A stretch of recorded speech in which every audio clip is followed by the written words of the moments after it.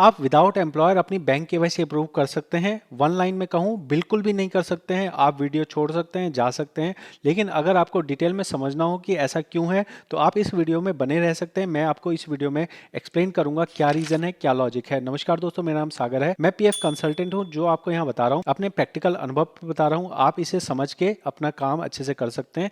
Personal consultation चाहिए हो वो भी कर सकते हैं, और आपको सीखना हो आप सीख भी सकते हैं। मैं हर तरह से आपकी मदद कर सकता हूँ। अभी फिलहाल जो आपकी कहानी है वो ये है कि हमें बैंक केवाईसी करनी है। बैंक केवाईसी हमें हमारा एम्प्लॉयर ओके नहीं कर रहा है और हम परेशान हैं, हम अपना पैसा निकालना चाहते हैं। तो क्या ऐसा कोई तरीका है जिससे हम अपनी केवाईसी विदाउट एम्प्लॉयर कर सकें? तो मैं आपको एक प्रोसेस समझा रहा हूं। देखो, प्रोसेस ये है कि मान लो ये एक यूएन नंबर है। इस यूएन में आप देख रहे हो बैंक खाता और पैन कार्ड नहीं लगा है। तो आप ये बताओ कि ये बैंक खाता और पैन कार्ड जो है कौन लगा सकता है? क्या आपको पीएफ ऑफिस पर्सनली जानता है? आपको पीएफ ऑफिस पर्सनली नहीं जानता है।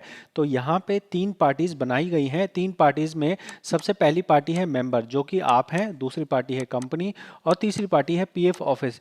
पीएफ ऑफिस ये कहता है कि हम इस मेंबर को नहीं जानते हैं। अगर मेंबर को कुछ भी काम करवाना है वो कंपनी के पास जाए, और कंपनी के पास जाने के बाद जब कंपनी इसे वेरीफाई कर देगी उसके बाद ही ये हमारे पास आएगा, तभी हम इस आदमी को सही मानेंगे।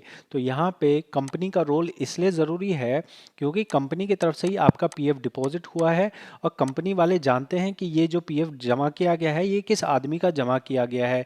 इसलिए पीएफ के मूल ढांचे के अंदर ये तीन पार्टीज रखी गई हैं, और इन तीन पार्टीज में से ये जो बीच वाली पार्टी है इसको हटाया नहीं जा सकता है केवाईसी के अंदर से। तो अगर आपकी केवाईसी रिक्वेस्ट अभी एम्प्लॉयर के पास पेंडिंग है तो निश्चित तौर पे एम्प्लॉयर उसे एक्सेप्ट करेगा, उसके बाद ही आपका स्टेप नंबर 3 पे जाएगा। अगर कंपनी बंद हो जाए उस केस में क्या होगा? उस केस में ये होगा कि कंपनी फिर क्लोज हो जाएगी। फिर पीएफ ऑफिस कहता है कि अगर ऐसा केस है तो हम आपको एक फॉर्म देते हैं जिसको कंपोजिट क्लेम फॉर्म नॉन आधार कहते हैं। नॉन आधार फॉर्म पे आप जाके बैंक मैनेजर से साइन करवा लीजिए, और हम ये मान लेंगे कि आपका जो ये पीएफ अकाउंट है वो आपका ही है, और हम आपके पीएफ में पैसे दे देंगे। लेकिन अगर कंपनी चालू है तो किसी भी शर्त में बिना कंपनी की सहमति के आपका बैंक खाता वेरीफाई नहीं होगा। 2023 में ये शुरुआत रखी गई थी कि उस टाइम पे कुछ ऐसा हुआ था कि बिना कंपनी के सीधे तौर पे ही बैंक की तरफ से वेरीफाई हो रहा था। अगर ऐसी स्थिति में 2023 में बहुत सारे लोगों का केवाईसी हुआ था, वो विदाउट कंपनी हो गया था। लेकिन आज के टाइम पे क्या हो रहा है? आज के टाइम पे जो आपकी बैंक केवाईसी है उसमें तीन पार्टी नहीं, उसमें चार पार्टीज आ गई हैं। और वो चार पार्टीज कौन सी हैं? चार पार्टीज हैं, सबसे पहले मेंबर, उसके बाद आपका बैंक, उसके बाद आपकी कंपनी, और उसके बाद पीएफ ऑफिस।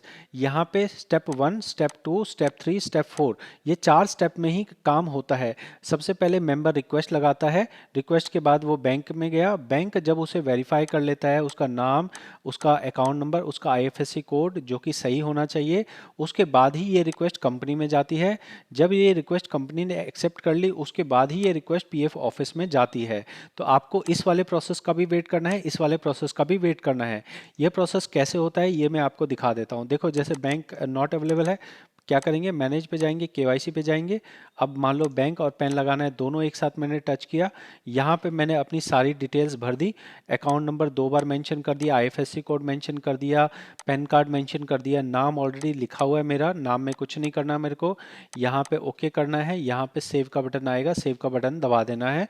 ऐसे में आपकी रिक्वेस्ट चली जाएगी पहले बैंक के केस में बैंक के पास जाएगी, उसके बाद आगे एम्प्लॉयर के पास जाएगी। मैं ये चीज़ आपको लाइव दिखा सकता हूँ।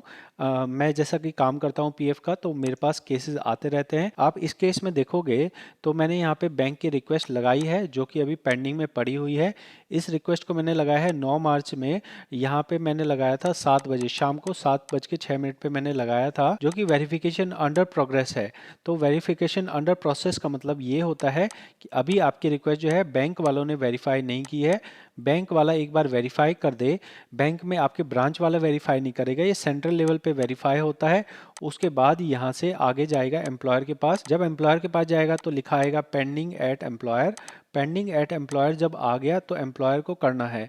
एम्प्लॉयर को कितना टाइम लगता है इसको करने में, सिंपल सा मैं आपको दिखा देता हूँ। एम्प्लॉयर के पास जो है एम्प्लॉयर की आईडी मैंने ये खोल ली, यहाँ पे हमारा ये एक तरह से लॉग आउट हो जाएगा। वापस से मैं यहाँ साइन इन करता हूँ और मैं दिखाता हूँ कि एम्प्लॉयर को मुश्किल से कितना टाइम लगेगा। गिनती आप कर सकते हैं, मात्र 10 सेकंड का काम है इसको अप्रूव करने का। यहाँ पे मेंबर पे गए, फिर यहाँ आ गया approve KYC seeded by member, इसको टच किया। उसके बाद जो भी आपने रिक्वेस्ट लगाई है वो ये रिक्वेस्ट यहाँ पे 1 2 3 4 ऐसे करके रिक्वेस्ट आ जाएगी।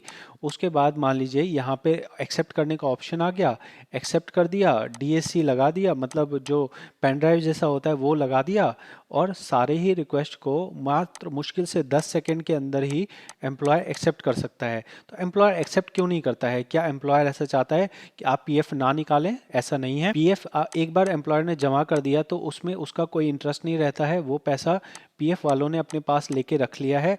अब इसका बस ये रहता है, काम चोरी रहती है कि भाई हम करेंगे नहीं करेंगे। ज़्यादातर जो छोटे मान लीजिए एम्प्लॉयर हैं, उनका कोई एक कंसल्टेंट होते हैं, उस कंसल्टेंट के पास मान लो 100 कंपनियां हैं। इस 100 कंपनियों में आप समझ के देखो कि मान लो एक कंपनी है, एक कंपनी के पास मान ले के 50 एम्प्लॉय हैं।